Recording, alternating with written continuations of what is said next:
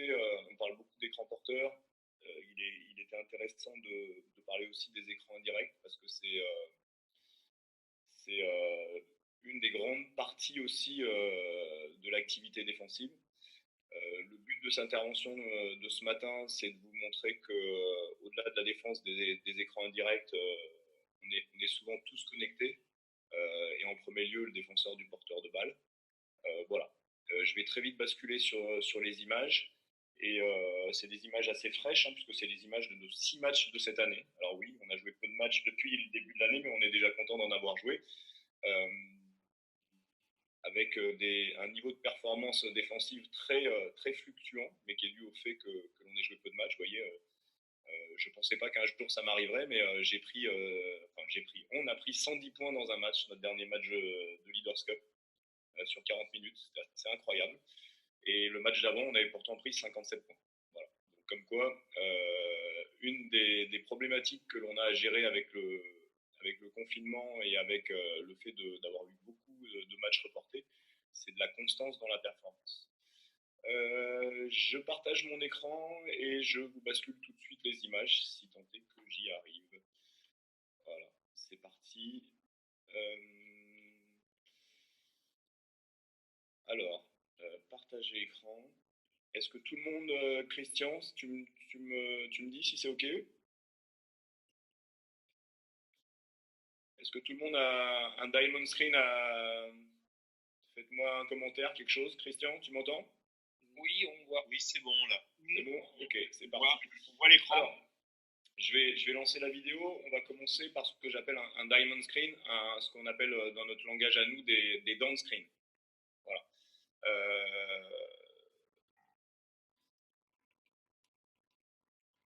Voilà. Les arrêts, c'est moi qui les mets hein, pour l'instant. Voilà, top. Donc là, vous allez voir que vous avez un joueur intérieur.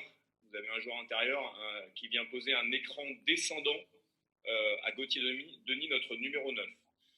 Donc, sur ce type d'écran, je demande à mon intérieur, numéro 14, d'être sur la ligne de passe, très haut. Je veux que mes intérieurs sur les écrans, en règle générale, les écrans descendants soient toujours très hauts pour couper les intentions de curl. Lorsqu'on défend notamment des shooters, ce qui est le cas du joueur là de Évreux, Zamora, l'objectif c'est de toujours suivre. À aucun moment on ne donnera le flair. Alors, je me permets juste de vous faire cette réflexion. Ce que vous allez voir ce matin, c'est pas une vérité, c'est entre guillemets la vérité de notre équipe de cette année. Ça peut changer en cours d'année, en fonction des joueurs que l'on a. Ça peut changer aussi en fonction des plans de jeu que l'on définit et des équipes que l'on joue. Donc là malheureusement, la première consigne, qui est d'avoir une pression constante sur la balle, elle n'est pas respectée. Donc vous voyez, mon meneur de jeu, là, Kevin Franceschi, il défend trop bas.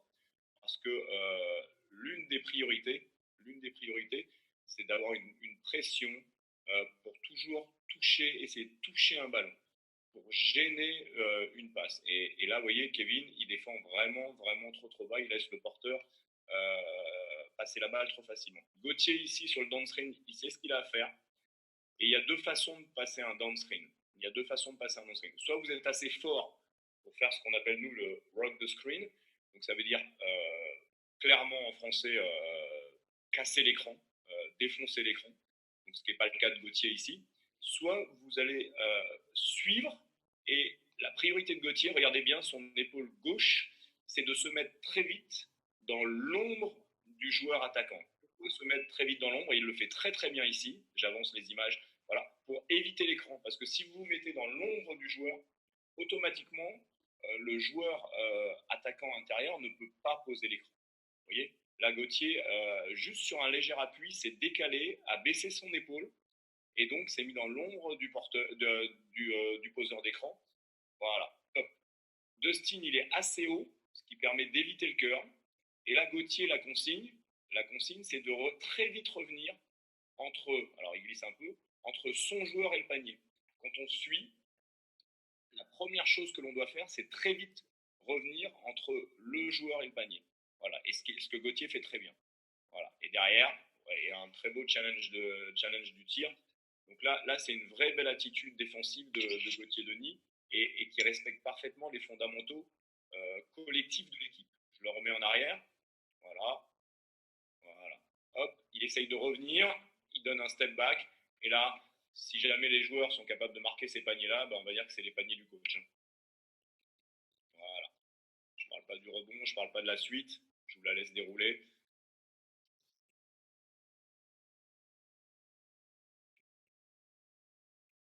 Ok. Deuxième action, toujours sur un downscreen. Je prendrai les questions après, si vous en avez. Alors, il y a mon son, je vais l'enlever. Voilà. La même situation, vous voyez, top, avec un downscreen. Et là Gauthier décide de denier l'écran. C'est une option que l'on a. C'est une option que l'on a. Qui est de donner une orientation quand on défend des shooters, plutôt que de les laisser utiliser l'écran facilement. C'est l'orientation, c'est une des consignes que l'on peut avoir. Et à partir du moment où on décide d'orienter, on met de la pression, on met une pression physique. Vous voyez. Donc là, Gauthier, il empêche normalement le joueur de revenir sur sa droite. Voilà. En même temps, Kevin Franceschi, qui défend la balle, met une meilleure pression. Vous voyez, la main est déjà un peu plus, les attitudes de bras sont un peu meilleures. Et Dustin, le défenseur du porteur d'écran, il est légèrement trop bas. Voilà. Donc là, vous voyez que Gauthier, là, ici le numéro 9, juste en deniant l'écran, il a cassé les timings de l'écran. Voilà. Donc je remets l'action dès le début.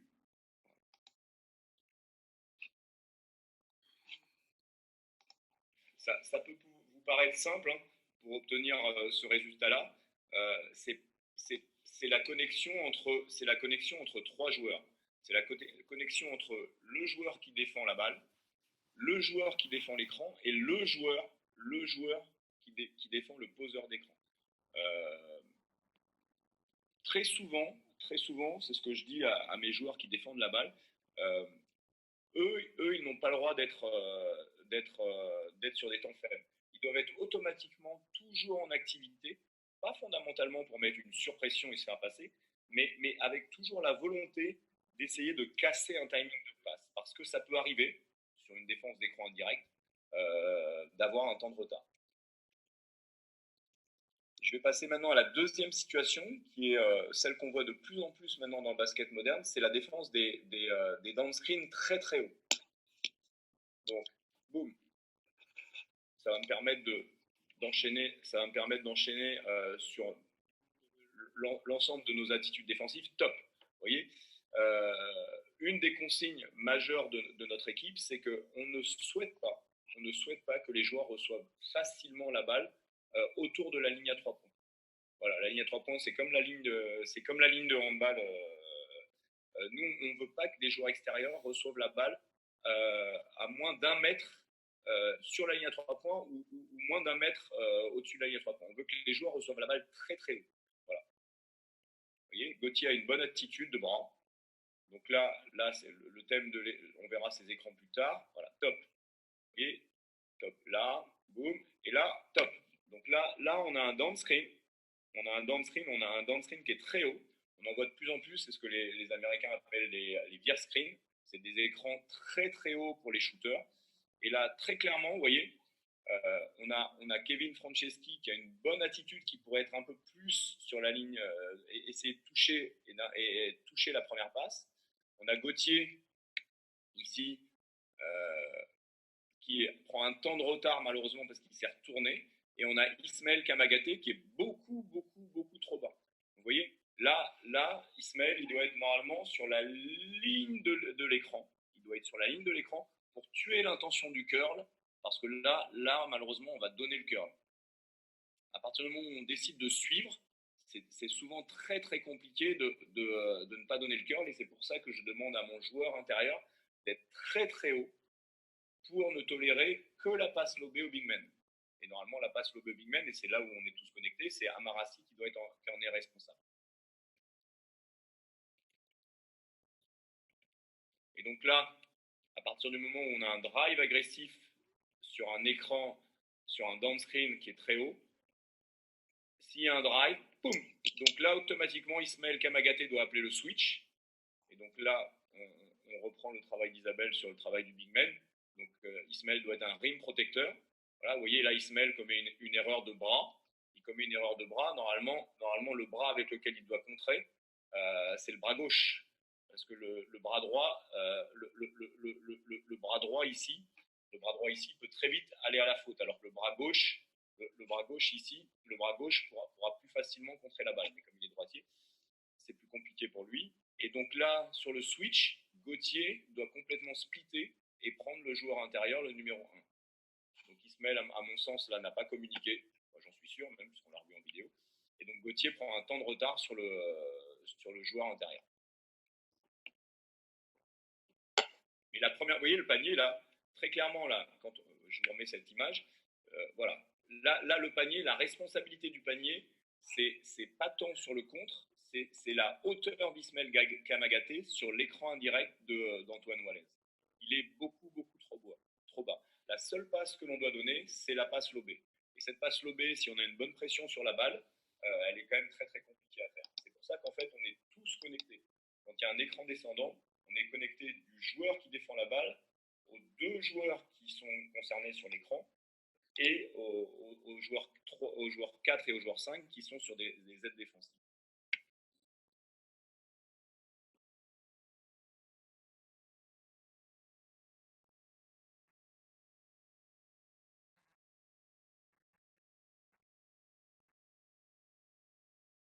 Alors, une autre situation.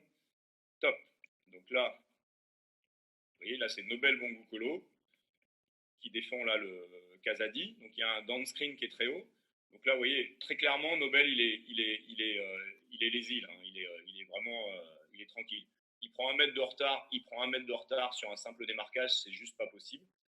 Et en plus, comme il prend 1 mètre de retard, il va se mettre carrément dans l'écran. Donc ça c'est typiquement, il n'y a aucune attitude défensive de Nobel ici. Là, c'est inacceptable. Ça, moi, quand je vois ça, c'est comme sur des écrans porteurs, quand les défenseurs extérieurs restent coincés dans l'écran, il n'y a pas de séparation normalement. Ça, c'est des attitudes qui, pour moi, le joueur fait semblant de défendre. Vous voyez. Donc ça, c'est juste pas possible. Donc comme il a fait semblant de défendre, bah là, vous voyez, il continue de faire semblant de défendre sur le pick and roll, il reste dans l'écran. Et donc la conséquence, bah, c'est que derrière, comme il n'y a pas de pression porteur, les passes sont faciles et tout s'enchaîne. Donc là, vous voyez, au-delà de l'écran descendant où Nobel ne fait aucun effort, bah derrière, on est vraiment voilà, on est impacté partout. La même situation. Voilà, donc là, c'est Milan Barbic. Voilà, pareil, qui prend un temps de retard. Par contre, Milan a pris un temps de retard. Encore une fois, ça, ce n'est pas acceptable. On a Dustin Sliva qui est très très bien placé sur la ligne de passe. Vous voyez, Dustin, il donne un temps d'avance à Milan en sortant légèrement. Et là où je vous dis qu'on est tous connectés, c'est que Juan Bégarin, au moment où Dustin fait son feinté reprendre, doit lui, donc Juan c'est le joueur qui est tout en bas, sur un temps, il doit venir tuer l'intention de la passe du backdoor du poste 5. Et boum, voilà, top, voilà, très très bien. Là, c'est une très bonne attitude défensive de Juan. Vous voyez, je la remets. Voilà, Dustin. Juan, il pourrait commencer à anticiper un petit peu plus tôt. On va dire qu'il est, bon, je suis un peu exigeant, mais il est un temps en retard. Mais voilà, hum, voilà, là, l'attitude, elle est parfaite.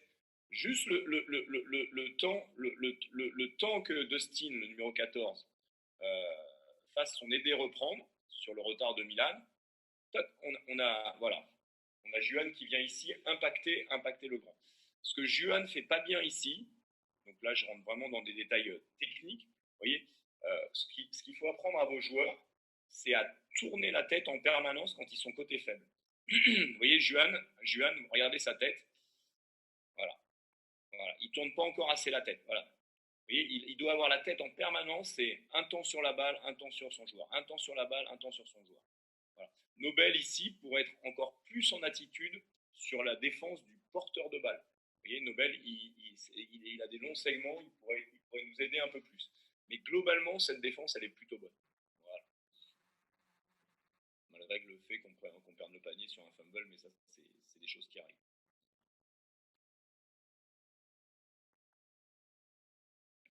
Alors là, Amara, vous voyez, top. Donc là, le joueur numéro 9 de Rouen joue bien le coup, et Amara se fait avoir assez facilement. Donc là, vous voyez, c'est une défense qui est très limite d'Amara. Voilà. On a Juan qui met aucune pression sur la balle. Vous voyez, hein, je vous montre les images de mon équipe de cette année, donc vous voyez les points de progrès que l'on a à faire. Donc, Juan qui met aucune pression sur la balle. On a Ismaël qui est beaucoup trop bas sur la ligne de l'écran, parce que là, sur un temps de retard, voilà, ça peut arriver d'être en retard. Là, Amara est vraiment en retard. Si Ismaël était un peu plus haut, il pourrait éventuellement switcher. Mais comme Ismaël sur cette action est feignant, et que Amara est pris dans l'écran parce qu'il a pris un temps de retard, voilà, on donne un tir ouvert à un joueur qui est shooter. Donc ça, vous voyez, là, très clairement, le premier fautif, c'est Juan Bégarin. Le deuxième fautif, c'est Amarassi. Le troisième fautif, c'est Ismaël Kamagaté. Je la remets du début.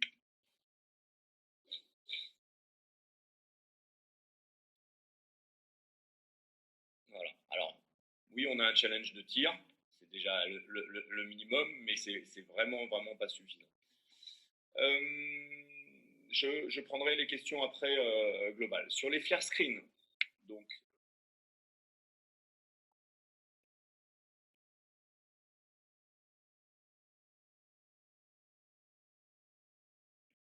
vous voyez là, on est sur des écrans en diamant. On est sur des écrans en diamant. Donc là normalement, donc les écrans diamants, donc downscreen, on l'a vu, c'était la première situation qu'on a vue. Normalement, Evans Ganapamo, quand on défend un écran en diamant comme ça, j'aime bien donner une orientation. Normalement, Evans, il devrait se mettre sur le côté droit de l'attaquant et le forcer à aller sur le bas de l'écran pour que le joueur sorte. Non, excusez-moi. De l'autre côté, Evans, il devrait se mettre du côté gauche et forcer le joueur à sortir, voilà, de ce côté-là. Comme ça, automatiquement, le joueur, si jamais il décide de driver, il est sur sa main faible, la main gauche. Donc là, hop, le thème de l'intervention, c'était le flare screen. Donc, sur la passe, Kevin, le meneur de jeu, boum. Vidéo s'est arrêtée, je ne sais pas pourquoi, excusez-moi. On la refait. Flare screen. Donc sur la passe, le meneur de jeu, il a sauté au ballon normalement. Voilà. Donc boum, Kevin, il a sauté au ballon. Et là, on a un flare screen. Donc sur le flare screen, on a deux options. Sans tenir compte pour l'instant de qui utilise le flare screen, si c'est un shooter ou pas. Si l'écran de l'intérieur, donc là le numéro 13, est au-dessus de la ligne à 3 points, dans le process, et je ne parle pas des qualités individuelles des joueurs, on passe systématiquement en dessous. Donc, vous voyez, là, l'écran est au-dessus de la ligne de 3 points, il va passer systématiquement en dessous. Voilà. Et quand on passe en dessous, et qu'il y a un rescreen, la priorité des priorités, c'est de ne pas se faire driver à l'opposé de l'écran. Donc là, il y a une erreur très clairement défensive de Kevin. Donc, la première attitude, si l'écran est très haut, voilà, on passe en dessous de l'écran.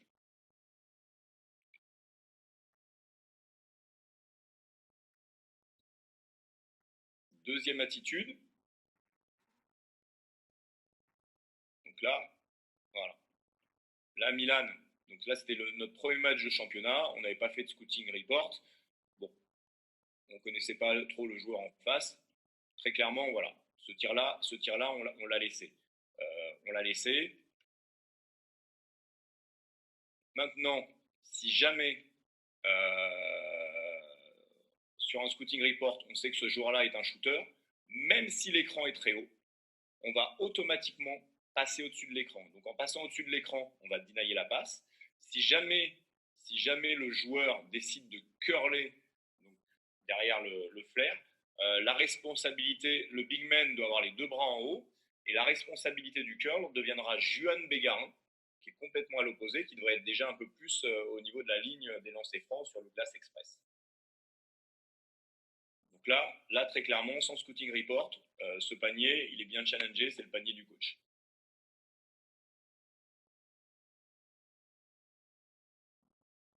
Dernière situation, voilà, top. Donc là, on a un flare screen. Donc là, c'était le match retour contre Rouen. On sait que Drouot, le numéro 8, c'est un shooter. Donc là, Gauthier, voilà, va passer au-dessus. Donc regardez bien, normalement, Gauthier, alors, ce que je demande techniquement à mes joueurs, sur la passe au-dessus. Donc là, Gauthier, normalement, devrait, avec son bras droit, il devrait lever son bras droit pour empêcher, pour dissuader la passe. On devrait avoir Dustin Sliva, le défenseur de l'intérieur, voilà, qui lève les deux bras pour protéger la passe du curl, et Dustin défend très bien. On doit avoir Juan Bégarin, donc, qui est dans la raquette, qui est notre safety, et Amarassi en attitude de bras. Vous voyez, ça c'est un des gros points de progrès, je pense, en tout cas de mon équipe. En handball, lorsque les joueurs défendent, ils ont toujours les bras au-dessus de la ligne des épaules. Défensivement, c'est un combat que je mène avec mes joueurs pour, lorsqu'on est sur le côté faible, avoir toujours ces attitudes de bras là. Vous voyez, regardez Amara. Amara, c'est très très bien. Et d'ailleurs, Amara nous sauve parce que Juan n'a pas les bonnes attitudes. Voilà. Dustin ici ne peut pas descendre trop bas sur le flair parce que si jamais son joueur enchaîne avec un pick and roll, il sera en retard. Donc les responsables sur le flair, parce que Gauthier a un temps de retard et c'est normal puisqu'il a suivi, c'est un Amara sur les attitudes de bras et deux Juan pareil sur les attitudes de bras. Et vous voyez là, voilà, Amara, juste avec l'activité des bras, réussit à intercepter cette balle. Je la remets. Voilà, Dustin, voilà, il doit garder les bras un peu plus haut. Bien sûr, Milan devrait avoir plus de pression ballon, parce que là, l'attitude de Milan n'est pas bonne. Mais voilà, juste sur une activité de bras, on réussit. Vous voyez, là, on a 6 bras en l'air. On a Milan, on a Dustin et on a Amara. Voilà. Donc, c'est un des aspects essentiels pour moi, sur lesquels, en tout cas, mon équipe peut énormément progresser. C'est qu'on est très long cette année et on n'a pas assez d'activité de bras. Voilà. Voilà pour les flare screens. Je vais enchaîner avec les backpicks des extérieurs pour les intérieurs. Alors je vais un peu vite. La vidéo, je la laisserai bien sûr. Je l'enverrai, il n'y a aucun souci. Je l'enverrai à Christian après. À charge à toi de la faire partager à tout le monde. Il n'y a vraiment aucun problème. On la fera partager, Jean-Christophe, pas de problème. Alors, voilà, ça c'était un match où on a eu une meilleure attitude défensive. Voilà, vous voyez Kevin, là il y a de bonnes attitudes. Vous voyez, voilà, là l'attitude défensive du porteur de balle, elle est très très bonne. Voilà, parfait. Il saute au ballon. Boum. Donc là on a un backpick d'un intérieur pour un extérieur. Donc là cette action va me rendre fou. Voilà. Donc là très clairement Juan, bonne attitude défensive. Voilà. Ici, la consigne sur un backpick, je suis un coach qui donne très peu d'aide. Je suis un coach qui n'aime pas faire bumper les joueurs qui défendent les poseurs d'écran. Parce que très souvent, dans le basket moderne, quand on pose un écran, c'est pour en recevoir un autre. Et donc, du coup, j'aime pas donner des temps de retard. Donc là, Gauthier Denis est le responsable du backpick. Donc c'est Gauthier Denis, le joueur qui défend le numéro 2 que vous avez en bas, qui est responsable du bump. Et si jamais le porteur de balle passe la balle au numéro 2 et que le 2 shoot, c'est mon panier à moi. Je joue avec eux. Donc je leur donne, voilà, j'ai ma responsabilité. Mais vous voyez là on a Kevin Franceschi qui fait un feinté DD. Et c'est pas du tout son travail. C'est Gauthier qui a pas bougé avec la balle, qui est complètement lazy à l'opposé. Et voilà. Oui, à haut niveau, on peut prendre des paniers aussi cons que ça. Voilà. Puis après, on a beaucoup de. Voilà, Ismaël est très soft là-dessus. Donc ça, c'était la première action du match. Alors que, bon, après, on n'avait pas scouté. Voilà. Deuxième action, Gauthier s'est bien rattrapé. Regardez. Voilà. Donc là, pareil, bonne attitude de bras de de Juan. Voilà. Donc là, Kevin, parce que je les ai grondés sur la première action, voilà. Ismaël, il anticipe le backpick. Kevin reste attaché à son joueur. Et là, vous voyez, Gauthier, voilà. Gauthier, il vient taguer, alors bumper, taguer, comme vous voulez, hein, contester, peu importe le terme. Voilà. Il vient contester le backdoor. Donc là, normalement, comme Kevin Franceschi n'a pas à bumper, donc le défenseur du poseur d'écran, il n'y a aucune raison, vous voyez, il n'y a aucune raison qu'il soit en retard sur la sortie là, du joueur. Donc c'est ce que je vous disais, très souvent un poseur d'écran reçoit un écran dans le basket moderne et c'est pour ça que je n'aime pas trop faire contester mes joueurs qui défendent les poseurs d'écran. Donc là, très clairement, le 0, là, il est en retard surtout. Vous voyez, là, donc là, on peut considérer que c'est une bonne défense, c'est une très très mauvaise défense à partir du moment où Kevin a pris un temps de retard derrière le premier écran. Donc la deuxième situation, donc là, même chose, on a un backpick, sauf que maintenant, c'est d'un intérieur pour un extérieur. Donc là, bonne attitude de bras de Juan, vous voyez, qui oblige le joueur qui a la balle à ne pas regarder ce qui se passe sur le terrain. Et donc là, par contre, vous voyez, sur le backpick, Ismaël, son joueur est au-dessus de la ligne des lancers francs, donc il va lever les deux bras. Vous voyez, normalement, Ismaël, il devrait avoir les bras beaucoup, beaucoup plus haut. Et il ne peut pas descendre en dessous de la ligne des lancers francs parce que son joueur, là, va poser un écran. Et on a Nobel, donc le joueur noir tout en bas, là, qui est complètement mal placé et qui doit, lui, couvrir le backpick.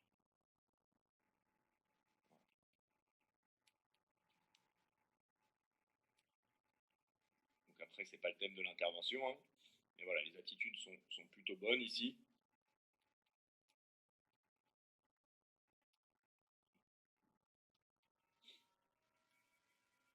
Soyez indulgents, c'était le premier match du championnat. Bon. Ah, ça c'est le match où on en a pris 110. Donc là, on va être moins indulgent. Donc Juan prend un temps de retard. Là, vous voyez, Juan prend un temps de retard sur le downscreen, c'est pas normal. Voilà. Par contre, l'attitude sur la balle, elle est bonne. Regardez sur le backpick ici. Voilà. Milan. Donc Ismaël a bien levé les bras. Voilà. Ismaël a bien levé les bras. Il est légèrement trop bas parce que son joueur peut aller porter un écran. Donc je ne veux pas qu'il soit en dessous de la ligne des lancers francs. Parce que derrière, je veux qu'il soit capable de défendre le pick and roll. Et on a toujours Nobel. C'est un vrai point de progrès pour lui, il le sait, qui doit lever les deux bras. Il doit avoir un pied de chaque. Il doit être sur la petite hélice là, de Dalkia. Nobel, il doit donner un temps d'avance à Milan pour que Milan reprenne son joueur. Voilà. Et donc là, nous, on est sur le pick and roll, juste, c'est pas le thème de l'intervention, mais on oriente, on pousse sur la main gauche. Donc, vous voyez, Ismaël, qui malheureusement est descendu trop bas sur le backpick, il est légèrement trop bas. Voilà. Donc là, après, il y avait un pick backpick, donc ça nous a obligé à switcher, mais bon, c'est pas le thème de l'intervention. Voilà. Baseline screen, extérieur pour intérieur. Donc là, on parle du jeu posté, cher à Isabelle. C'est parti. Donc là, ça je me rappelle de ce match de Coupe de France, c'est un de nos plus mauvais matchs. C'est un de nos plus mauvais matchs défensifs. Donc, je vous laisse dérouler l'action. Voilà. Donc là, je la remets en arrière. On a allez, c'est comme un downscreen, un downscreen en diagonale. Donc, downscreen en diagonale, voilà, Kevin, il doit se mettre dans l'ombre du joueur extérieur pour ne pas se faire toucher. Ou alors, il doit faire, comme je vous l'ai dit tout à l'heure, le work the screen, c'est-à-dire qu'il doit défoncer l'écran. Là, il se met dans l'écran, donc il prend un temps de retard. Alors, il essaye avec son épaule, vous voyez, on le voit essayer de baisser l'épaule droite, mais il prend un temps de retard. Top. Donc on a une bonne attitude sur la balle de Juan Bégarin. Voilà. Et top. Voilà. Je vous rappelle la première règle, celle dont je vous ai parlé sur les downscreens, c'est de ne pas laisser les joueurs extérieurs à 45 degrés ou dans l'axe recevoir la balle sur la ligne à 3 points. Pourquoi? Parce que là, très facilement, le joueur qui reçoit la balle, sans dribbler, il a un bon alignement pour passer la balle. Alors que si vous le forcez à recevoir la balle 1 mètre au-dessus de la ligne à 3 points, même si vous défendez mal le jeu d'écran, l'extérieur pour intérieur, bah, automatiquement, vous allez obliger le joueur à prendre un dribble. Et du coup, ça va vous permettre de peut-être corriger la petite erreur qu'a fait Ismaël sur le poste bas. Donc là, sur le baseline screen, comme je vous l'ai dit, je n'aime pas que mes joueurs qui défendent les écrans bump. Donc là, Gauthier Denis, numéro 9, il n'a aucun bump à donner. Éventuellement, il devrait tasser l'écran. Et une des consignes pour mes joueurs intérieurs, ils savent que quand il y a un écran d'un petit pour un grand, ils sont by themselves. Ils sont tout seuls. Avec une seule consigne, on passe avec son joueur. On passe avec son joueur, on ne passe pas au-dessus d'un écran. Il n'y a pas de séparation entre un attaquant intérieur et un défenseur intérieur. Donc là, Ismaël, très clairement, c'est une grosse erreur défensive et il sait qu'ici, il n'y a aucune aide, il peut attendre aucune aide. Donc, ça peut vous paraître bizarre, hein, mais je suis un coach qui donne très peu d'aide défensive, qui rentre très peu dans les rotations, pour une raison simple, c'est plus on donne d'aide, plus on déresponsabilise sur le 1 contre 1. Plus on donne d'aide, plus on oblige à avoir des rotations. Plus on a de rotations, plus on a de chances que les joueurs se plantent. Et plus on a de joueurs de rotation, plus on a de chances de s'affaiblir au rebond défensif. Donc, vous voyez, on a pris 110 points à Évreux sur le dernier match. Sur les 110 points, on a pris 25 points, donc un peu moins d'un quart, sur des 1 contre 1. Donc là, ça m'a rendu fou. Ça m'a rendu dingue. 25 points sur 1 contre 1, j'aurais presque pu jouer à leur place. Enfin, c'est pas le thème de l'intervention. Donc voilà, là, il y a une erreur d'Ismaël. Donc la même situation. Vous voyez, hop, Juan, voilà, boum, il doit suivre dans l'écran, il passe au-dessus, il est en retard, il est pris dans l'écran. Vous voyez, boum. Ismaël, l'action d'après, c'est bien corrigé. Vous voyez, Gauthier a tassé l'écran. Donc là, Gauthier, donc ce que je demande au joueur qui défend le porteur d'écran, je lui demande de tasser l'écran. Et donc là, comme l'écran est bas, voilà, Ismaël, il va passer avec son joueur. Voilà. Et vous voyez, ce qui est dommage, c'est que si Juan avait fait l'effort de faire reculer le joueur numéro 15 sur la réception de balle, donc s'il avait reçu la balle 1 mètre plus haut, je pense que cette passe-là n'aurait pas été facile. Donc là, Ismaël fait plutôt du bon boulot. Il réussit à sortir le joueur de la raquette. Et donc là, derrière, il faut tenir son 1 contre 1. Il faut tenir son duel. De temps en temps, on peut faire ce qu'on appelle diguer, donc feinter, d'aider, reprendre avec les joueurs extérieurs. Mais là, la priorité, c'est de tenir le duel. Voilà. Bonne défense.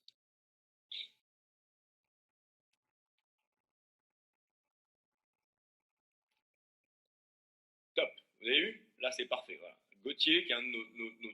C'est marrant parce que Gauthier est un des joueurs qui a le moins de qualité athlétique de notre équipe. En revanche, c'est celui qui applique les règles, qui défend le mieux presque. Mais comme souvent, les joueurs qui ont le moins de qualité athlétique, c'est souvent les meilleurs défenseurs. Vous voyez? Donc là, Gauthier, c'est pas mal.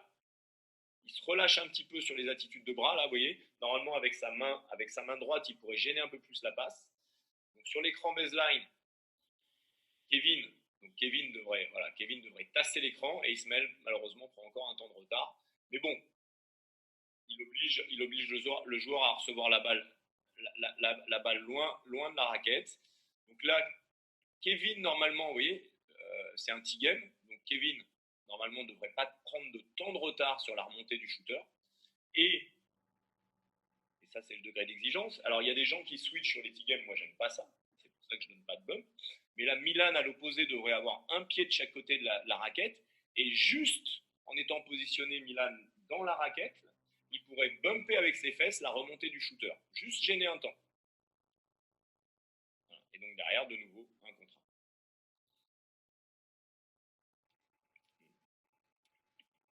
Et voilà, on se fait prendre sur un rebond défensif. Autre situation.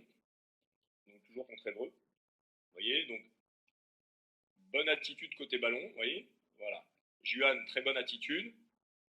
Donc là, c'est une défense qui commence plutôt pas mal. Je les avais grondés, on était déjà à 16 points encaissés en 4 minutes.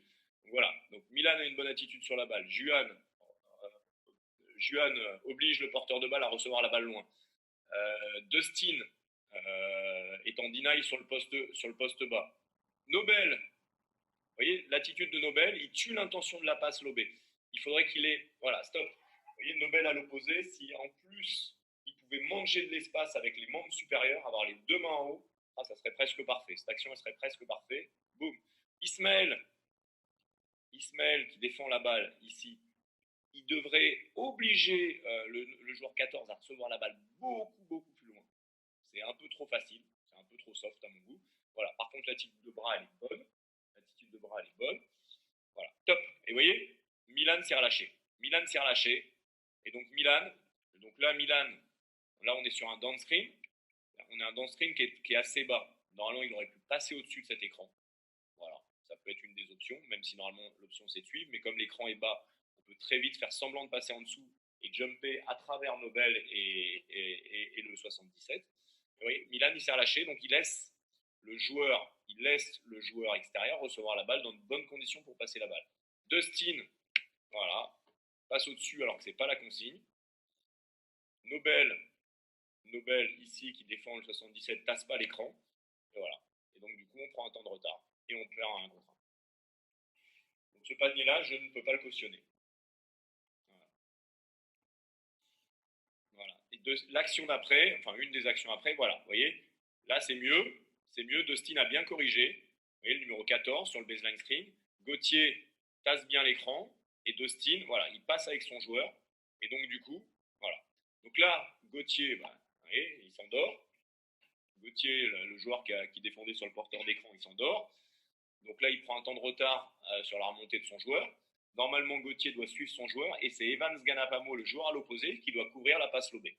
Je ne sais pas si je suis assez clair, on en rediscutera si vous avez des questions. Vous voyez, là, on prend des temps de retard qui sont inacceptables. Bon, la vidéo, je l'ai fait cette semaine, donc je la connais par cœur. Hein. Mais voilà, Kevin Franceschi ne défend pas assez fort sur la balle. Voilà. Une des règles vraiment de base, le basket, c'est un sport assez simple. Hein. C'est soit vous vous faites impacter, soit vous impactez. Donc nous, par principe, on n'aime pas trop se faire impacter. Donc on doit faire reculer l'adversaire. Mais pas faire reculer n'importe comment, c'est faire reculer avec du contrôle. Il y a des zones sur lesquelles on veut faire reculer, des zones où ça nous gêne moins.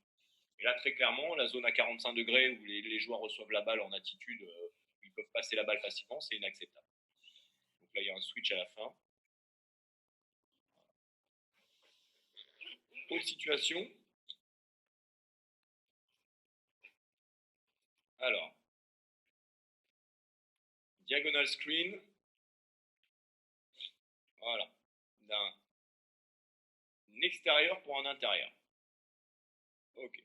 Donc là, il y a juste un entrée, un faux pick and roll 4, ce qu'on appelle un decoy sur l'entrée. Et vous voyez, il y a un écran diagonal d'un extérieur. Donc là, le joueur que défend Juan Bégarin sur un poste 5.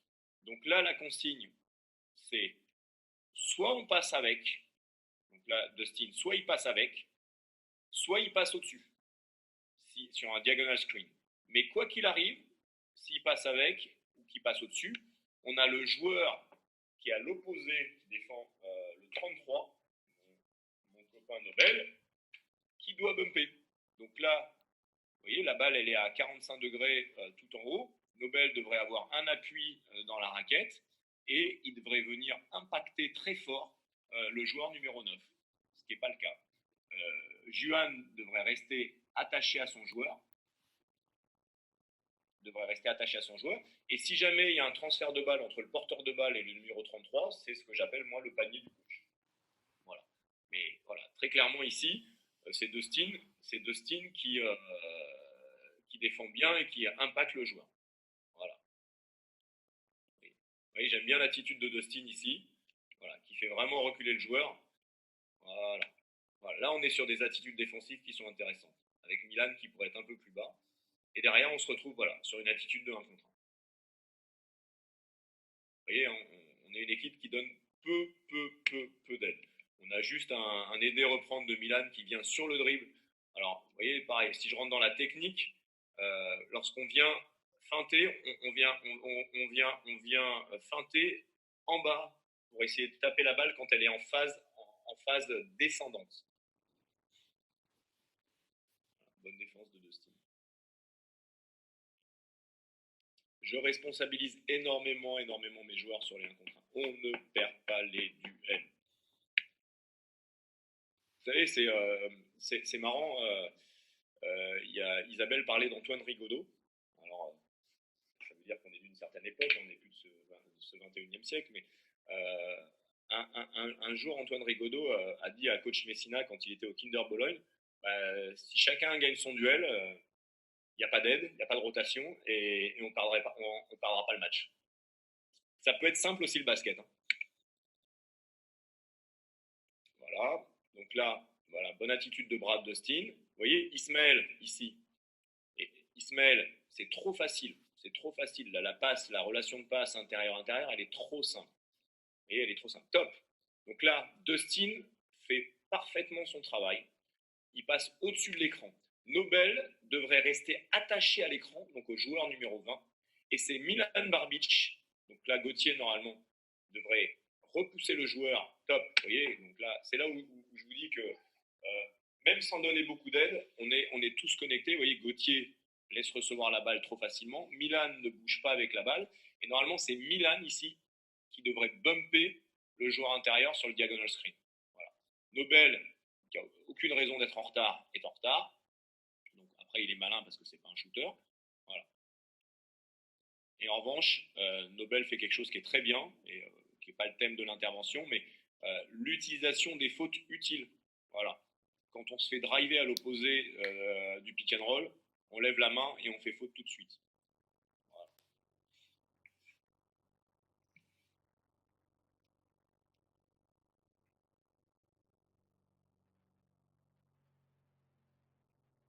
Autre situation. Donc là, voilà, on force les joueurs à recevoir la balle un peu haut. Voilà. Donc là,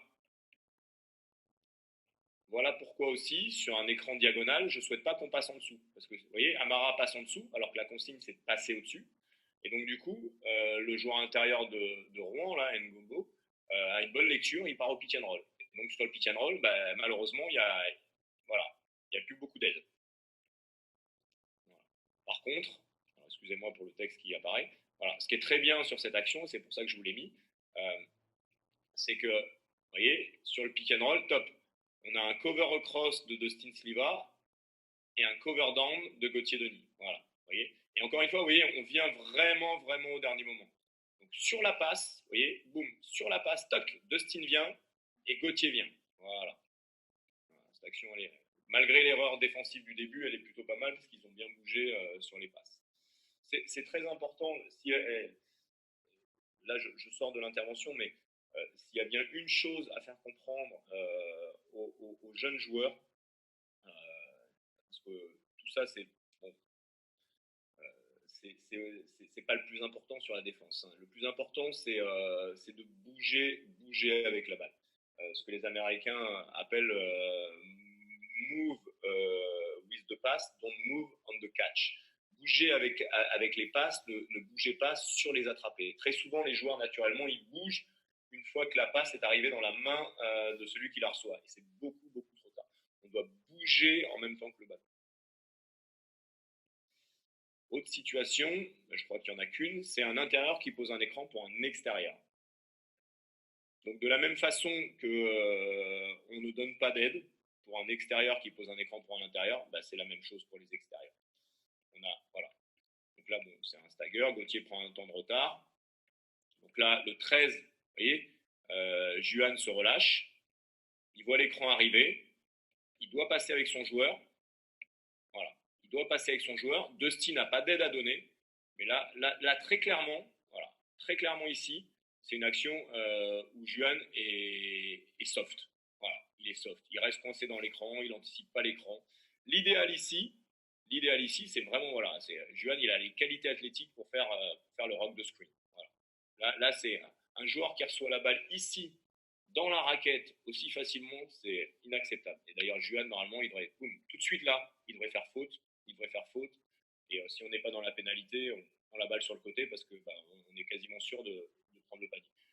Mais je vous rappelle, le premier fautif, Amara met pas de pression ballon, mais le deuxième fautif, voilà, c'est Gauthier qui défend pas la ligne de passe. Voyez. Voilà, Gauthier, il n'y a aucune attitude. Le joueur reçoit la balle facilement sur la ligne 3 points. C'est inacceptable.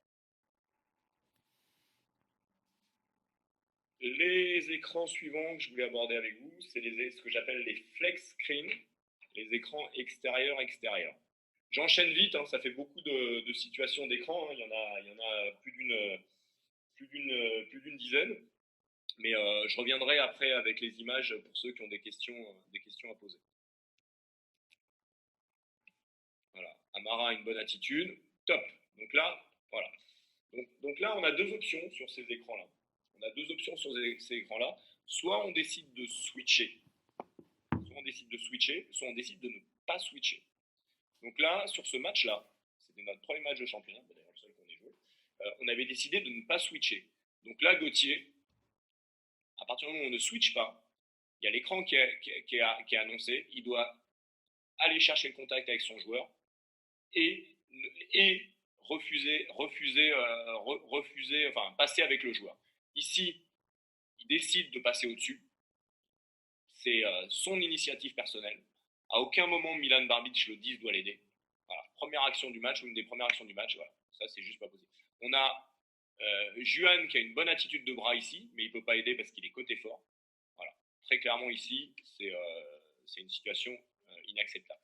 En revanche, si nous avions décidé de switcher, et là, il faut juste que vous imaginiez la situation, Gauthier prend une très bonne position. Dans ces cas-là, Milan doit se mettre aligné avec l'écran de son joueur, et Gauthier, quoi qu'il arrive, prendra le joueur qui partira par le dessus, et quoi qu'il arrive, Milan prendra le joueur qui partira par le bas, si on décide de switcher. Donc là, Milan, si on avait décidé de switcher, c'est lui qui devait prendre Luc Loubaki par le bas. Et là, automatiquement, Milan, si c'était positionné juste les appuis parallèles à la ligne de la raquette, bah, il y avait un gros impact à donner et un gros bump à donner.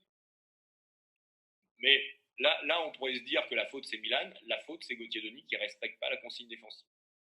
En moment de solitude pour moi.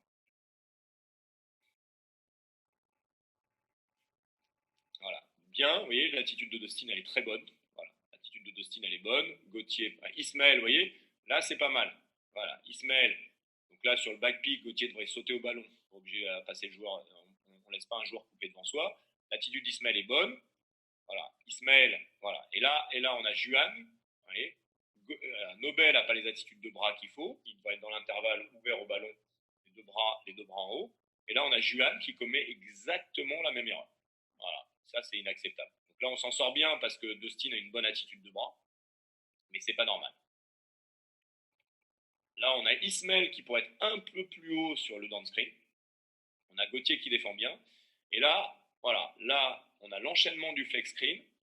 Donc Nobel, sur cet écran, passe au-dessus, ce qui n'est pas la consigne, parce qu'encore une fois, il pourrait y avoir la passe directe au 33. En revanche, derrière, voilà, on a Juan qui prend un temps de retard. Vous voyez, comme Juan ici, le défenseur du poseur d'écran doit rester attaché, il n'y a aucune raison qu'il prenne un temps de retard sur le grand screen du 5.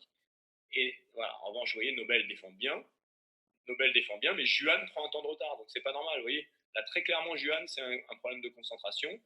Et on a Dustin qui est trop bas sur la ligne de passe. Dustin, il devrait être au niveau du poseur d'écran, au niveau du poste 5. Gauthier devrait être, il n'est pas trop mal en attitude sur la balle.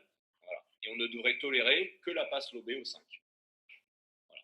Par contre, après, voilà, les attitudes défensives sont bonnes. Vous voyez, ils ont merdé là. Je pense que Dustin devrait annoncer le switch et Juan devrait partir dans son dos. C'est ce que fait Juan, sauf que les deux reprennent leur joueur. Alors heureusement qu'il fait la passe, hein, mais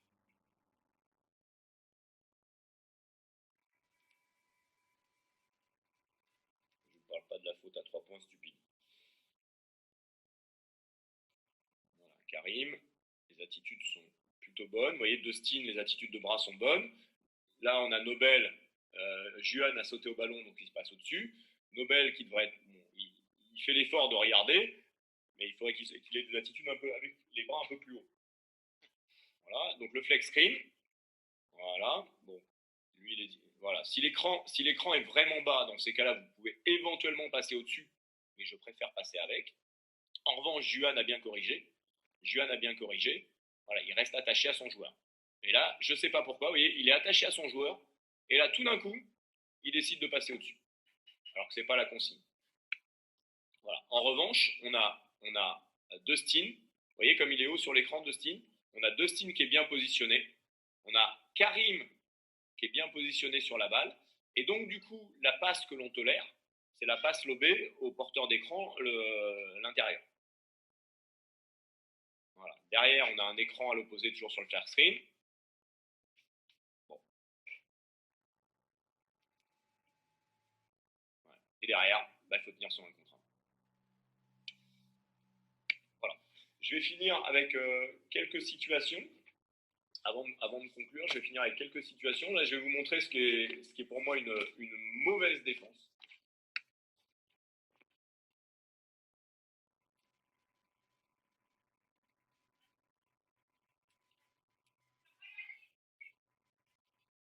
Voilà, donc là, vous voyez, ça commence là. Il n'y a aucune pression porteur, aucune attitude porteur.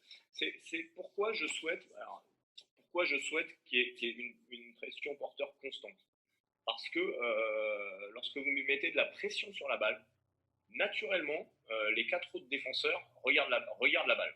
Donc ça veut dire que si vous voyez défendre sur la balle, vous allez leur donner envie de défendre.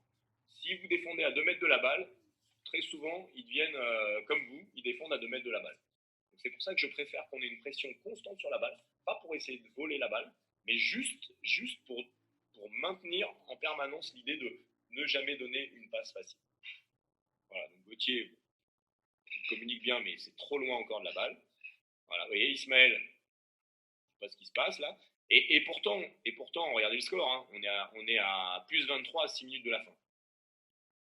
Le basket, c'est un sport de momentum. Ça peut aller très vite. En une possession peut changer le cours du match. Une possession peut changer le cours du match. Vous voyez, à Évreux, on est à moins 12 au bout de 5 minutes. On est à plus 14 à 4 minutes, de la fin de la première mi-temps. Et on est sur un gros momentum défensif. On a une interception. On a un 3 contre 1 à jouer. On perd la balle, on prend 3 points. Résultat, on bascule à la mi-temps, on est qu'à plus 7, plus 8. Et ça a complètement changé le match. C'est pour ça que je répète en permanence à mes joueurs, on ne joue pas avec le tableau d'affichage. On joue possession après possession. On joue chaque possession comme si c'était la possession du match. On fait une bonne attaque, on fait une bonne défense. On fait une bonne défense, on fait une bonne attaque. Et ainsi de suite. On fait une mauvaise défense, on switch, on passe à l'attaque suivante. Et ainsi de suite. On ne joue pas, on ne se relâche jamais. Parce que vraiment, c'est un sport, et c'est pour ça que le basket est magique, hein, c'est que vous mettez à plus 20, et 3 minutes après, vous pouvez vous retrouver à égalité. Et c'est ce qui fait la beauté de ce sport. Hein. Vous voyez, là, très clairement, regardez le flow de l'équipe adverse. Voilà. Pas de pression. Là, on les laisse recevoir la balle, voilà. Comme des vétérans, comme quand je joue le dimanche matin avec mon équipe. On laisse le joueur couper sur le down screen, il n'y a pas de contestation, il n'y a rien, voilà, boum. Voilà, on prend des temps de retard partout, voilà. Là, c'est le seul moment où on est plutôt pas trop mal placé. Vous voyez, c'est le seul moment sur le pick and roll où voilà, Milan il a une attitude pour gêner la passe à terre, Juan il est dans l'intervalle, voilà. Là, c'est le seul moment de la possession où on a une pseudo-attitude défensive plutôt bonne. Voilà. Milan, il laisse les. Voilà. Main à main. Normalement, il sait qu'il doit dinailler ce main à main là, parce que c'est nos règles. Voilà. Et donc là, il y a de la séparation sur le pick and roll. On reste dans l'écran. Donc la défense des écrans porteurs, c'est comme la défense des écrans directs. Hein. Il ne peut pas y avoir de séparation. Vous voyez, là c'est. S'il y a de la séparation, voilà. Et là, il y a de la séparation. Donc le joueur extérieur, il fait ce qu'il veut. Il peut passer, il peut shooter, il peut driver. Voilà. Boum, boum.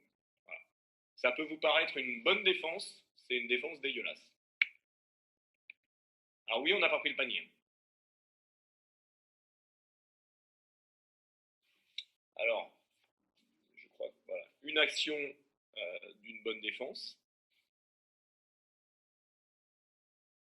Voilà, donc là, voilà, là, vous voyez, Nobel défend un peu plus haut. Gauthier oblige le joueur à recevoir la balle 1 mètre derrière la ligne à 3 points. Voilà. On conteste le coup du poste 4. Nobel conteste la remontée. Voilà. Ismaël, très bonne attitude. Vous voyez, là, on a des vraies attitudes de bras. Voilà. Le main à main dont je vous parlais avec Milan, contesté. Voilà. On les oblige à recevoir la balle très très haut. Voilà. Là, on est sur de l'inversion. Voilà. Vous voyez l'attitude de bras de Gauthier avec son bras droit. Bon, il devrait avoir le bras droit un peu plus bas pour gêner la passe à terre. Ismaël est en bonne attitude. Milan, donc on a en safety les deux pieds dans le demi-cercle. Dustin. Vous voyez, Dustin devrait avoir les deux bras en l'air. Milan devrait avoir les deux bras en l'air. Nobel devrait avoir les deux bras en l'air. Donc là, on a Nobel qui vient couvrir le pop du 5 parce que c'est un joueur qui peut shooter. Et derrière, on a un 3 contre 2 défensif. Voilà. Ici, la consigne sur le pick and roll, si le joueur extérieur pense qu'il peut reprendre le drive, il communique au joueur intérieur de reprendre. Donc là, Gauthier, je pense, a communiqué, je pense pas, j'en suis sûr, il a communiqué à Ismaël de reprendre son joueur pour tenir sur 1 contre 1. Donc voilà, et l'attitude de bras de Gauthier, elle est bonne. Et donc là, tout le monde reprend son joueur. Tout le monde reprend son joueur. Voilà, boum, boum, boum, boum. Voilà, on ne donne pas d'aide défensive, on a des attitudes de bras. Voilà, voilà, très très belle défense. Et on arrive à avoir un 24 secondes à la fin. Voilà. Cette attitude, voilà. Là, on est sur des vraies belles attitudes défensives.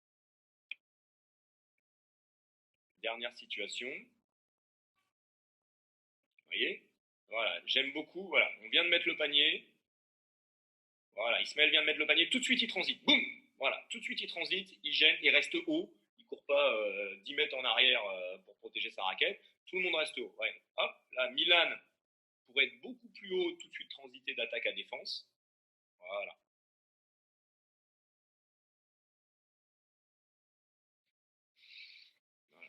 Voilà, Juan, côté fort, oblige le joueur à recevoir la balle large. Dustin conteste. Voilà, Milan, tout de suite, on est fort côté fort. Ismaël, parfait. Voilà. Voilà, vous voyez, Milan bien corrigé. Il a denié le hand-off. Et donc là, on se retrouve. Voilà. Et donc là, on se retrouve. Voilà. Et vous voyez ici, là, il y a un down screen. On repart sur le down screen. Milan maintient une pression sur la balle. Et là, on a le rock de screen. Voilà, vous voyez. Là, voilà. Voilà. Juan, voilà, il conteste l'écran. Il fait le rock de screen et il a la faute offensive. Je voulais finir là-dessus. Alors, je vais conclure et après, je prendrai toutes vos questions si vous en avez. Il y a 5 choses défensives qui sont importantes à mon sens. Ces 5 choses-là, c'est les choses que je présente à mes joueurs dès le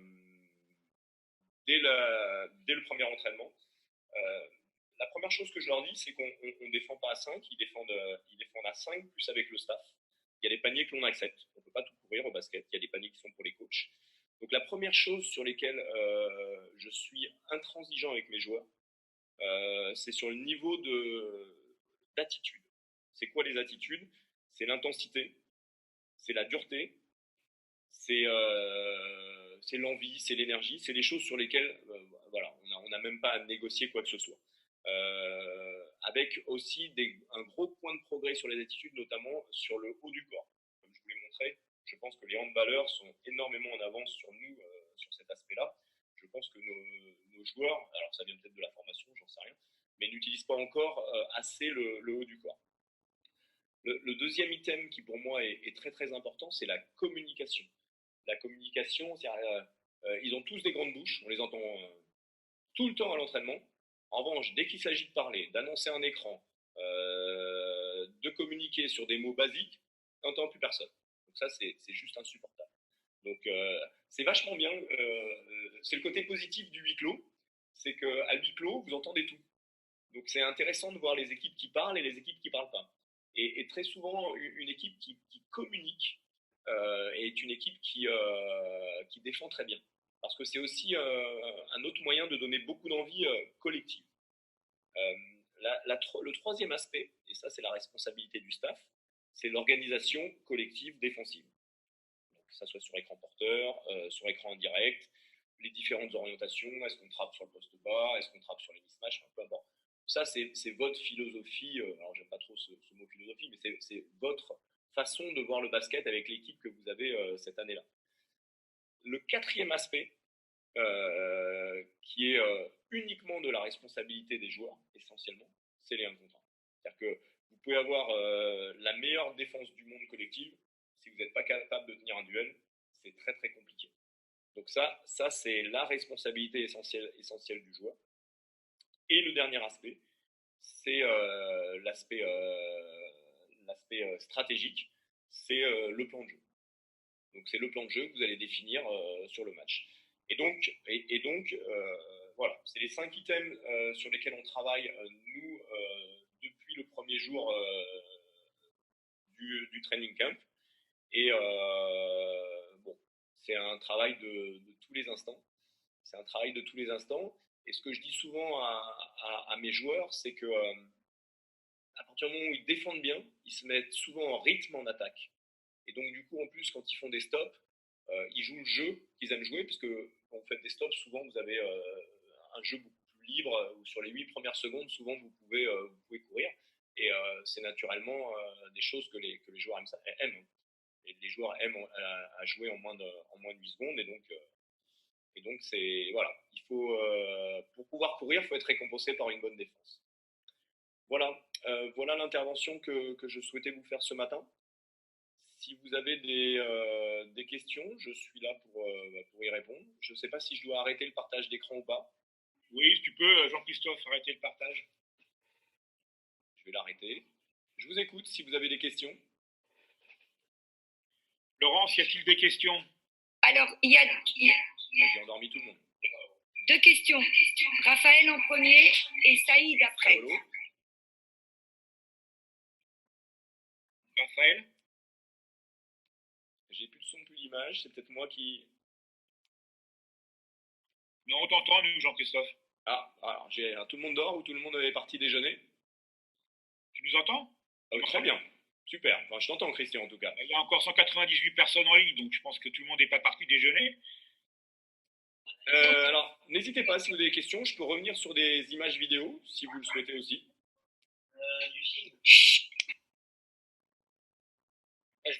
Laurence, je me permets de poser la question. Raphaël n'interagit pas forcément. Oui, Saïd, vas-y. Ouais. Donc, ok.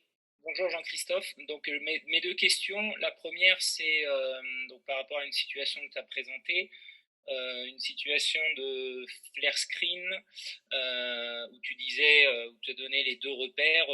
Qu'est-ce qui se passe si la pause est au-dessus des 3 points ou en dessous des 3 points? Et donc tu avais évoqué en cas de backdoor sur le flare screen, c'est de la responsabilité du joueur à l'opposé pour bumper le curl. Si tu n'as pas de joueur à l'opposé, est-ce que tu as cette même organisation? Si j'ai pas de joueur à l'opposé, on va dire que je partage la responsabilité. Alors, si j'ai pas de joueur à l'opposé et que j'ai une pression porteur constante, il faut quand même la faire, la passe lobée. On va dire que c'est le panier du coach. Je joue avec eux. C'est le panier du coach. Donc, je prends des paniers. Vous voyez, on a ce qu'on appelle, nous, un hustle board défensif. Donc, en fait, avec nos règles défensives que je vous ai présentées, alors il n'y a pas celle sur les il n'y a pas celle sur les box-out, etc. On a un hustle board, on a un tableau Excel défensif à la fin des matchs où on présente aux joueurs, voilà, où est-ce qu'on s'est fait avoir, qui s'est fait avoir, et donc ça fait un petit challenge entre nous. Et il y a une colonne panier du coach. Vous voyez, par exemple, à Évreux, on a pris 110 points et j'ai pris 3 paniers. Donc je suis responsable à Évreux de 6 points sur les 110. Donc ça leur laisse 104 points de responsabilité. Voilà. Donc j'ai un peu de marge. J'ai jamais perdu un match à cause des paniers du coach. Hein. Parce que si je prends trop de paniers de coach, ça veut dire que le plan de jeu est pas bon. Donc la chance que j'ai, c'est que je peux changer le plan de jeu en plein milieu du match. Et après, ça peut arriver de ne pas trouver la solution. On a des équipes aussi qui attaquent très très bien. Non, s'il n'y a pas de joueur à l'opposé, le panier pour moi. À partir du moment où il y a une pression porteur constante. Ok. Et du coup, ma deuxième question, c'était, par exemple, le hustle board, c'est, je pense, ça va dans ce sens. Ma question, c'était quel type de stratégie tu peux avoir justement pour mettre de l'engouement dans cette notion de, au quotidien, d'avoir du contact, du combat, de la dureté pour tous les déplacements. Est-ce que tu as des exercices types? Est-ce que tu as des situations types à l'entraînement? Ou là, comme tu l'indiquais avec le hustle board, une petite stratégie entre les joueurs pour pouvoir mettre un peu d'enthousiasme, de challenge. Est-ce que tu as d'autres choses comme ça à nous partager sur le développement La première chose que je fais, c'est la valorisation. C'est-à-dire que quand j'ai un joueur, alors déjà on est sur l'entraînement, on siffle très très peu de fautes. Alors on est une équipe, je suis extrêmement vigilant sur les attitudes de bras, j'aime pas donner des slaps de balle. Donc on est une équipe qui fait peu de fautes de bras. En revanche, c'est un combat du quotidien que de ne pas être soft. C'est-à-dire que c'est quelque chose que, voilà, dès le premier jour, j'établis dans leur tête que voilà, vous voyez, un joueur qui est pris dans l'écran porteur ou un joueur qui est pris dans un écran indirect, c'est un joueur qui triche. Donc le joueur qui commence à me dire oui, mais l'écran il est en mouvement, oui, mais il est trop appuyé, que dalle. À l'entraînement, quand c'est comme ça, une fois ça va, deuxième fois, comme on est 12, 13, 14, il va s'asseoir sur le banc et il va réfléchir.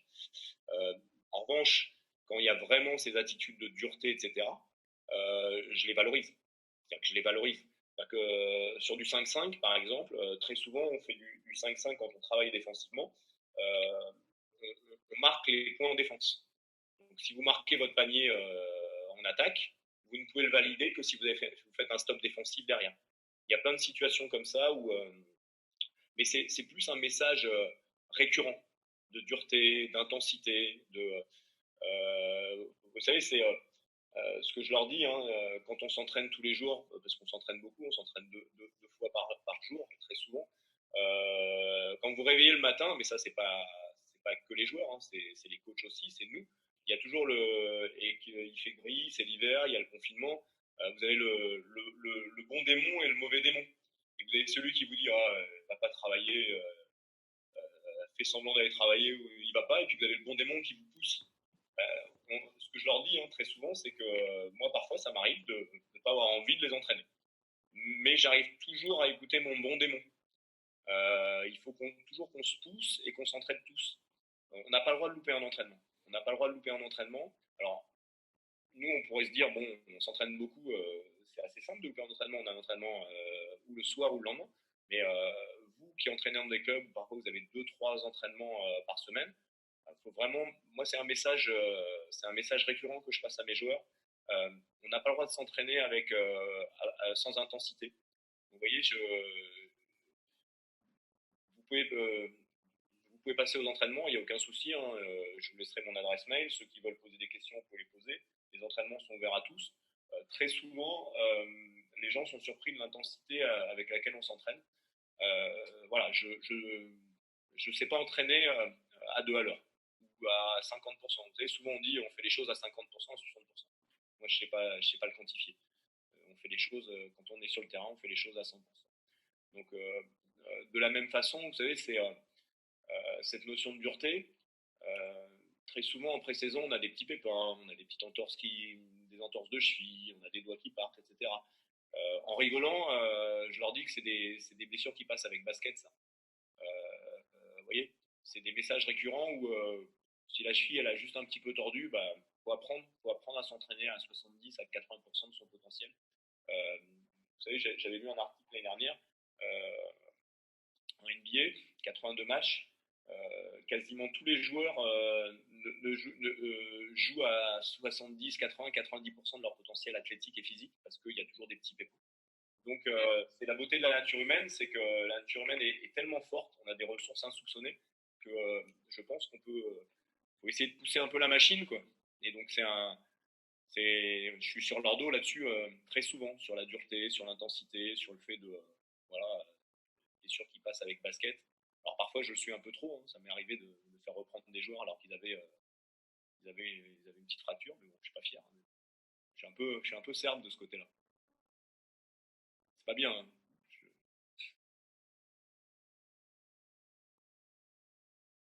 Ok, merci. Une règle de Bozidar Malkovich, je lis les questions en même temps, qui disait intensité, répétition, rigueur. Oui, bah oui, oui. Oui, j'ai rien inventé, hein, vous savez, comme je le dis toujours, le meilleur des entraîneurs, c'est le plus grand parfois des copieurs. J'ai eu la chance de m'inspirer de coachs de haut niveau. Après, il ne faut pas faire du copier-coller. Il faut essayer de l'adapter aussi à ce que l'on est en tant qu'entraîneur. On a tous commencé comme ça en faisant du copier-coller. Et puis progressivement, voilà. Moi, quand je vois oui, je dis souvent les idées justes sont invincibles. Les joueurs m'apprennent énormément de choses. Moi, j'ai pas été joueur de haut niveau. Et si je vois sur le terrain un joueur qui me questionne et qui me dit mais pourquoi on fait pas ça, ça serait peut-être mieux que ce qu'on fait là. Si l'idée est bonne, j'ai aucun problème à la prendre. Donc, vous voyez, mais avant de la coller, l'idée, je la mets dans ma poche, je vois comment elle peut être cohérente par rapport à ce qu'on veut faire. Vous savez, en permanence, je me pose la question, j'aime donner du sens à ce qu'on fait. Donc, la première question que je me pose, c'est pourquoi on fait les choses. Parce que mes joueurs me challenge. Hein. Vous savez, les joueurs, ils comprennent tout. Nobel, c'est un coach sur le terrain. C'est un vrai coach. Hein. Vous lui ferez pas faire un truc qu'il ne comprend pas, hein, parce qu'il comprend le basket. Il comprend le basket, j'ai envie de vous dire, presque mieux que moi. Et même parfois plus vite que moi. Si ça n'a pas de sens, il ne fait pas. Vous savez, il y a une intervention de coach Messina qui disait les joueurs, les mauvais joueurs, ils voient en attaque, ils voient à peine l'aide défensive. Les joueurs moyens, ils voient l'aide et la rotation. Les joueurs forts, ils voient l'aide, la rotation et la rotation. Les coachs, ils voient l'aide, la rotation, la rotation, la rotation. Et Kobe Bryant, il voit tout plus vite que tout le monde. Mais les grands joueurs sont des coachs. Donc, si vous ne donnez pas de sens à ce que vous faites, vous pourrez à la grande catastrophe. Ok. Si vous avez d'autres questions, je suis encore dispo, j'ai pas de soucis. N'hésitez pas. Bon. Laurence, d'autres questions que tu as notées ou pas? Alors, il y avait deux questions, mais qui sont très pointues, très techniques sur la partie du début de l'intervention de Jean-Christophe. Aussi, j'ai proposé aux deux personnes qui n'avaient pas de micro de les envoyer par mail. Non, mais pose-moi la question, Laurence. Alors, je vais les poser. Alors, il y en a une de Daniel qui dit qu'il apprend à ses joueuses sur écran indirect de glisser et de passer entre coéquipiers et poseurs d'écran pour éviter de prendre un retard. Est-ce que c'est une bonne chose? Mais il ne précise pas le niveau de ses joueuses, l'âge, etc. en fait. Ok, alors, je comprends. Alors, ça, c'est sur des downscreens. Je comprends la question. J'ai envie de te dire que c'est une option que je laisse à mes joueurs. Au plus haut niveau, je laisse toujours un intervalle entre le joueur qui pose l'écran et le joueur qui défend l'écran, pour donner l'opportunité au joueur extérieur de passer à travers. J'aime pas trop que le joueur passe au-dessus des deux joueurs, donc du joueur qui pose l'écran et du défenseur. Soit le joueur va suivre, mais si au dernier moment, parce que les bons poseurs d'écran vont regarder vos attitudes défensives, et si au dernier moment le joueur se décale très très bas, dans ces cas-là, on peut faire semblant de suivre, et au moment où le joueur se décale, passer à travers les deux joueurs. Je ne sais pas si je suis clair, mais c'est une option que je donne. Et pour reprendre l'exemple de Nobel fait ça à la perfection. Mais ça, c'est vous voyez, c'est le très haut niveau. C'est le plus haut niveau, et il faut pouvoir développer ça. C'est-à-dire que sur les joueurs, sur les downscreens ou les staggers, notamment sur le stagger sur le deuxième écran, je donne l'option de suivre ou de passer à travers.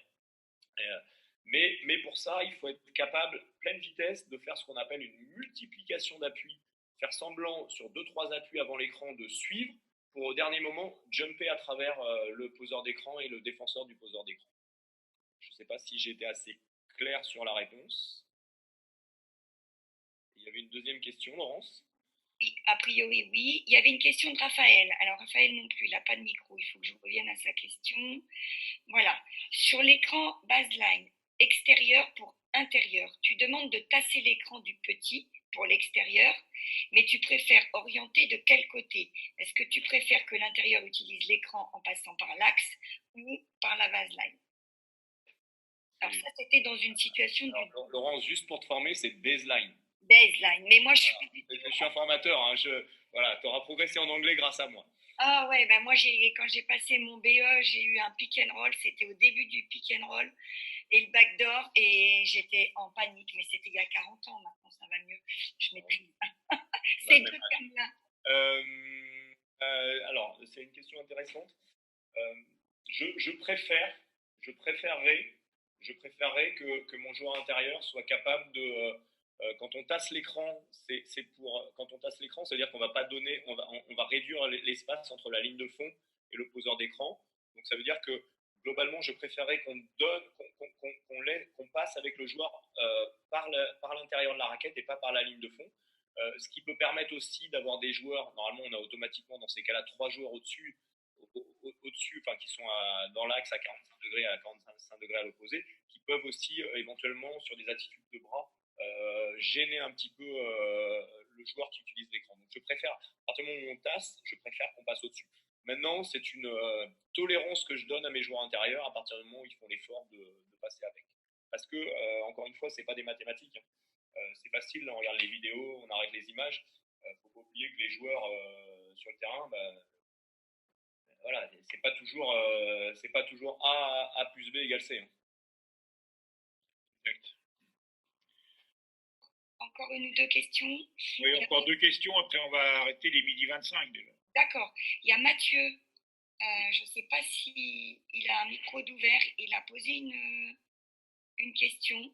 Ah, il n'a pas de micro. Alors, est-ce que toutes ces situations d'écran sont étudiées spécifiquement à l'entraînement avec des consignes claires et comment sont-elles travaillées? Et ça rejoint un peu la question d'Emmanuel, qui demandait si sur des jeunes joueurs, non, ça ne rejoint pas du tout. On laisse tomber, il vaut mieux séparer les deux. Voilà.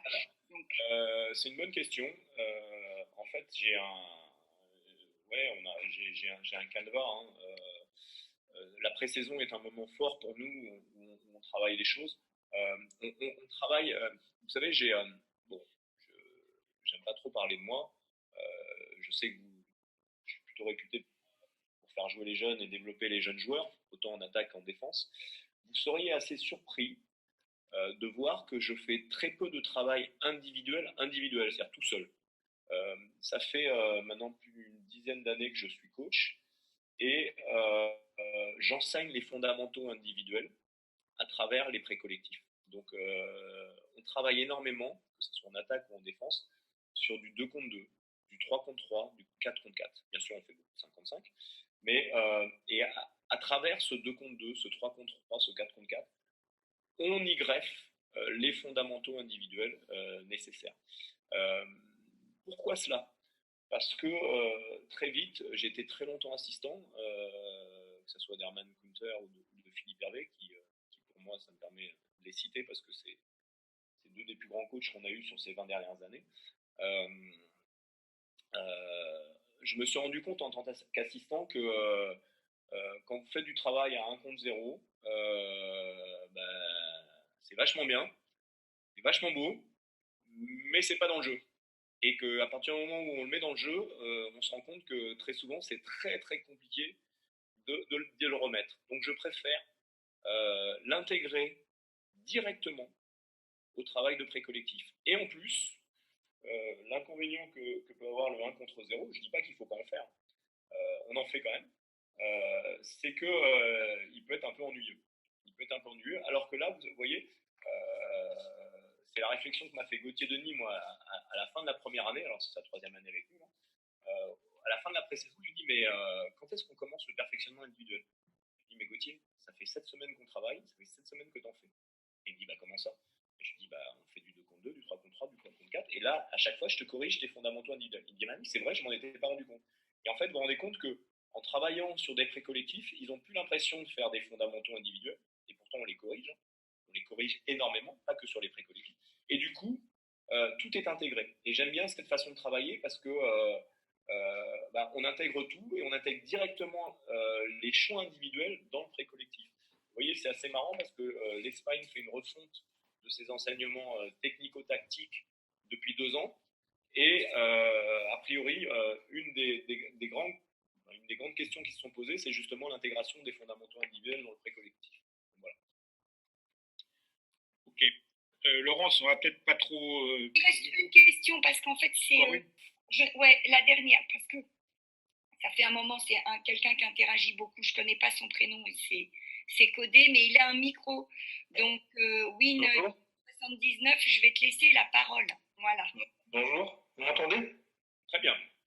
Alors, ton prénom, c'est 879 37 59 93 78, c'est ça? Non, j'ai eu un lien, je suis désolé en fait. Du coup, j'ai rentré le lien. Je m'appelle Samuel. Salut Samuel. Vas-y, je t'écoute. Enchanté. En fait, ma question, elle est toute simple. C'est concernant la planification annuelle. Je me demandais si vous aviez des thématiques sur l'organisation des contenus défensifs. Comment ça se passait en fait sur la planification sur une saison des contenus, parce que là on a vu par exemple différents types d'écrans. Et je me demandais si vous travailliez par cycle en fait et comment ça fonctionnait. Alors, la chance que l'on a, c'est qu'en pré-saison, on a globalement 7 semaines pour mettre en place toute notre assise défensive. Donc, tu vois, par exemple, sur tous les matchs de pré-saison, il n'y a aucun scouting de l'adversaire. Là, quasiment tous les matchs que tu as vus, enfin les images que tu as vues, il n'y a eu aucun scouting de l'adversaire. Donc, parce qu'on est d'abord sur le process avant d'être sur une adaptation aux qualités individuelles des joueurs. Donc,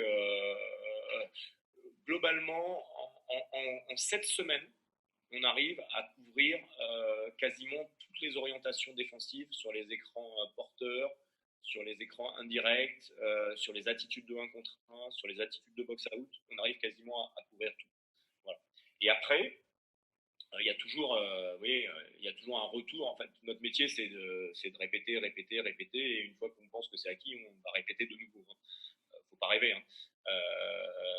C'est un combat de tous les jours. C'est un combat de tous les jours.